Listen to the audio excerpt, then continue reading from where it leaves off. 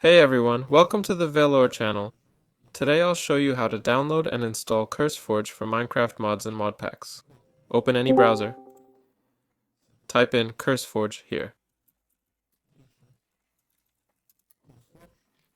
Download the CurseForge app without Overwolf, yes. Save it and open. Wait.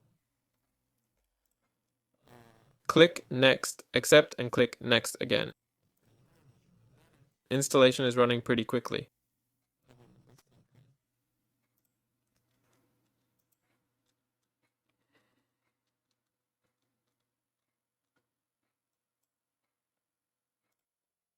Click No Thank You.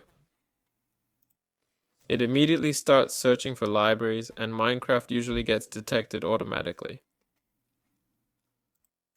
See, it found my Minecraft right away.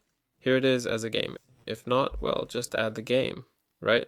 Scan your computer for games or simply add the path to Minecraft. Now click Create Modpack here, or find ready-made modpacks, install them, and play with me on Velour. See you later, everyone.